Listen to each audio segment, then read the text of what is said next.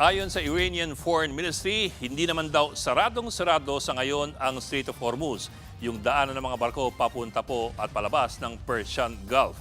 Ayon sa Iran, ang Strait of Hormuz ay ngayon nasa ilalim ng kanilang tightened oversight. Pwede naman daw dumaan ang mga barko, pwera yung mga barko ng US, ng Israel at yung kanilang mga kaalyado. Pero ano pa man ang sabihin ng Iran, marami po na mga barko ang ayaw ngayong tumawid sa Strait of Hormuz dahil sa takot na tamaan ng mga missiles nito. Tingnan lamang po ninyo yung live tracking ng mga barko sa marinevesseltraffic.com. Nagkumpul-kumpul po ang mga barko sa bukana po ng Persian Gulf sa kaliwa at sa bukana naman ng Gulf of Oman dito po sa kanan. Ito po yung Strait of Hormuz. Ang mga kulay pula po na nakikita nyo dito, yan po ay mga oil tankers. Karamihan nga sa kanila, hindi na gumagalaw. Sa ngayon, meron daw 700 barko naghihintay lamang sa bukana ng Strait of Hormuz. Nakatenga, 400 sa kanila ay mga oil tanker. Ayaw nilang sumugal sa takot na tamaan sila ng bomba.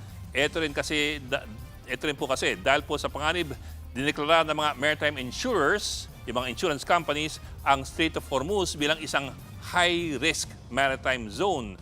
So yung mga insurance rates ngayon ng mga barko, tumaas po ng times 6. Sino ngayon ang mga nakakadaan?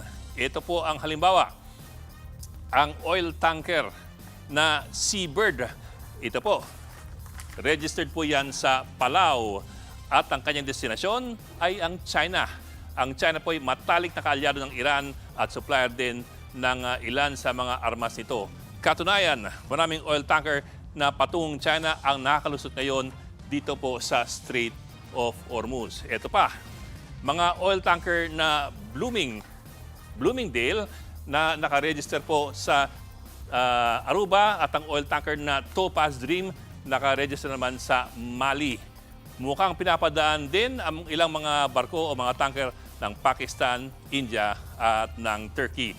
Noong nakaraang araw, hinimok ni US President Donald Trump ang kanyang mga kalyado na sumama sa Amerika at i-escort po ang mga barkong gusto tumawid sa Strait of Hormuz. Pero sa ngayon, wala pa ring bansa na kumakagat sa kanyang alok. Una, dahil minsan nang minaliit ni Trump ang tulong ng mga kaalyadong bansa sa giyera sa Afghanistan. At pangalawa, ayaw ng marami na masali pa sa blacklisting ng Iran sa Strait of Hormuz. Mga kapatid, Ed Lingaw po, maging maalam at may pakialam sa mga napapanahong balita sa ating bansa. Para sa mas malilimang pagtalakay at paghimay sa mga issue at headlines, mag-follow at mag-subscribe sa social media pages ng News 5.